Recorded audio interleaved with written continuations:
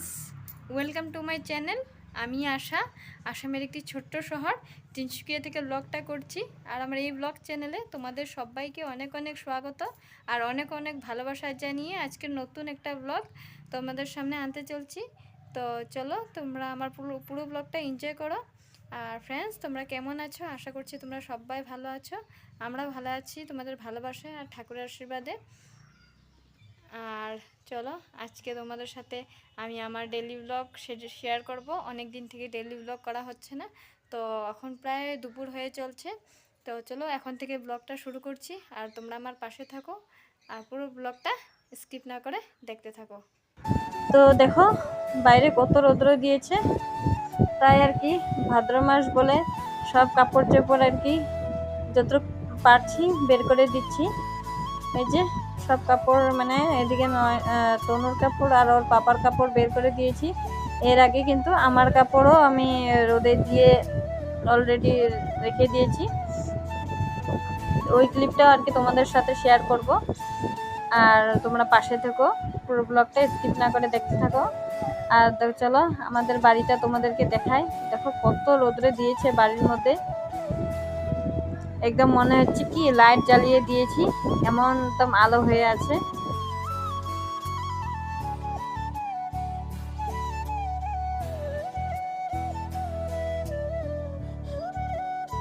তো রোদে কাপড়গুলো দিতে কিন্তু তনু আমাকে অনেকটা হেল্প করেছে। আজকে সানডে, তাই ও ঘরে আছে আর ঝুলনাতে দুলছে, আর মাঝে মধ্যে আমাকে ক্যামেরাও ধরে দিচ্ছে ও। তো আরও কতগুলো কাপড় বের করে নিয়েছি, এগুলো সবসময় তো আর বের করা হয় না, তাই ভাদ্র মাসে রোদ্রে দিতে হয়। তো তাই বলে আর কি সবগুলো কাপড় বের করে দিচ্ছি। অ্যাকচুয়ালি আমি জানি না কিসের জন্য ভাদ্র মাসে আর কি কাপড়গুলো রোদে দিতে হয়। তো তোমরা জানলে প্লিজ বলবে তো যে কিসের জন্য কাপড় রোদে দেয়। আমার শ্বশুরমশাই বলতো আর কি দিতে, তাই প্রত্যেক বছর দিয়েছি বলে এবছরে বের করে দিয়েছি সব কাপড়। তারপরে এদিকে দেখো বর অল্প মাছ দিয়ে পাঠিয়েছে একজনের হাতে। ও কিন্তু কাজে গেছে, এখন সানডে তো বর কিন্তু ছুটি করে না, ও কাজে যায়।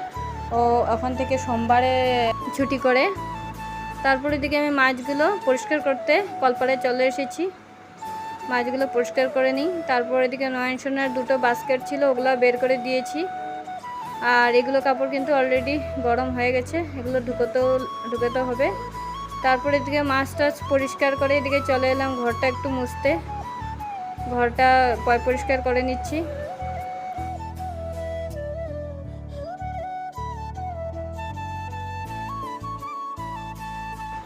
ঘর মুছা শেষ করে আমি একবারে স্নান টান করে চলে এসেছি ঠাকুর পুজো দিতে। ঠাকুর পুজো দিতে হবে, এখন ঠাকুর পুজোর বাসনগুলো মেজে নিচ্ছি ঝটপট করে। এদিকে নয়নসোনাকে কিন্তু তনু নিয়ে আছে, তাই আমি তনুর সাথে কথা বলছিলাম আর নয়নসোনার সাথেও মানে কথা বলছিলাম। এখন নয়নসোনা কিন্তু অল্প অল্প হাঁটতেও শিখে গেছে, প্রায় 4-5 পা হেঁটে চলে যায়। তো এদিকে দেখো আমি ঠাকুর পুজোও দিয়ে ফেলেছি, ঠাকুর পুজো দেওয়া হয়ে গেছে অলরেডি। তারপর আমি চলে এসেছি রান্নাঘরে। এই যে বড়গুলো মাছগুলো তো পরিষ্কার করে আগে রেখেছিলাম, তো এখন মাছটা রান্না করব। তো প্রথমে মাছটার মধ্যে লবণ হলুদ পরিমাণ মতন দিয়ে দেব।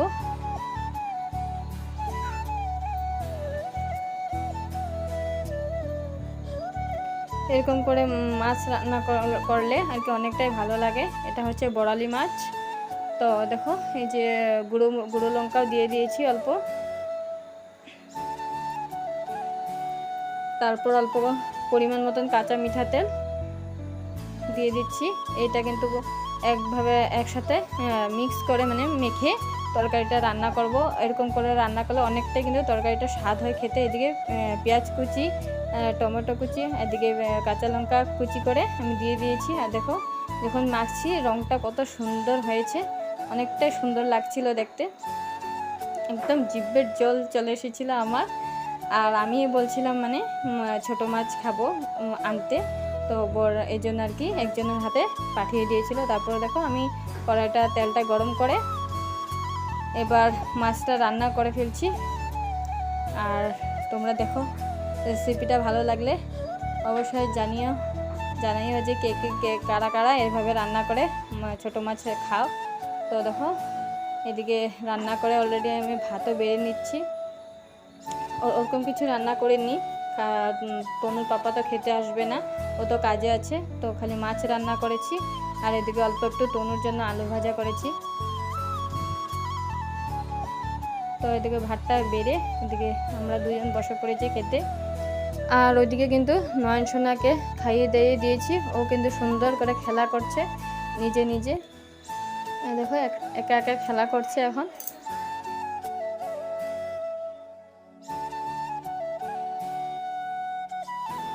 তো বেশি কথা না বলে চলো ঝটপট করে খেয়ে নিই।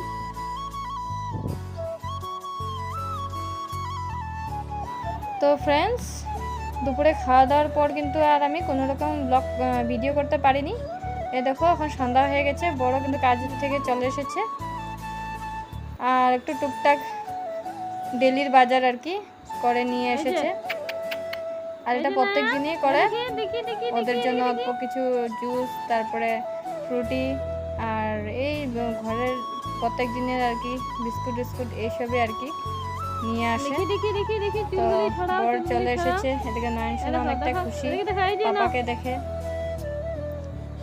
আর এই যে দুজনে এখন অল্প একসাথে খেলাধুলা করবে।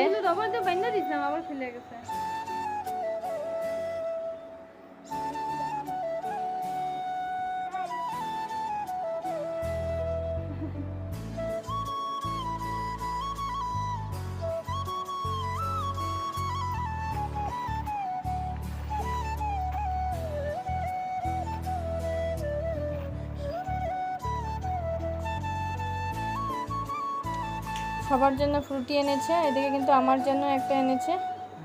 তো বসে বসে ভেবেছি যে আমিও খেয়ে নিই। আর অনেকটাই গরম পড়েছে কিন্তু ফ্রেন্ডস, অনেকটাই গরম লাগছে।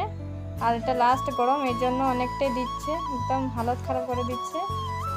আর এদিকে দেখো এই চিকেন রাইস এনেছে খাওয়ার জন্য।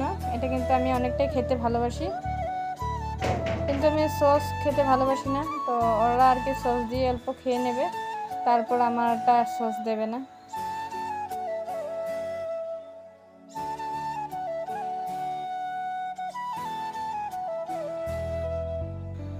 পাপার সাথে পুরো খেলাধুলা করে নয়ন সোনা কিন্তু অনেকটা টায়ার্ড হয়ে গিয়েছিল, তাই নয়ন সোনাকে খাইয়ে দিয়ে ঘুম করিয়ে দিয়েছি। আর এদিকে আমাদের জন্য রাত হয়ে গিয়েছিল, আমাদের জন্য ভাতটা বেড়ে নিয়েছি তিনজনের জন্য। এদিকে কিন্তু নয়ন সোনার পাপা নয়ন সোনার সাথে ঘুমোচ্ছে, তো ওকে ডেকেছি খাওয়ার জন্য উঠতে। তো দেখো এই যে নয়ন সোনা ঘুমোচ্ছে, আর এদিকে ওর পাপাও কিন্তু ঘুমোচ্ছে সাথে। তো ডেকেছি আর কি খাওয়ার জন্য, এখন উঠবে। আর ও কিন্তু প্রত্যেকদিন কাজ থেকে এসে এরকমই রেস্ট করে উঠে তারপর খাওয়া দাওয়া করে। তো ফ্রেন্ডস, আমাদের সবার খাওয়া দাওয়া হয়ে গেছে। আর তনু আর ওর পাপা খেয়ে দিয়ে অলরেডি ঘুমিয়েও পড়েছে। এখন আমিও আর কি রেস্ট করব। আর পায়ে মানে একটু এই যে বড় প্লাস লাগাবো, বড় প্লাস লাগিয়ে তারপর আমিও ঘুমিয়ে পড়ব।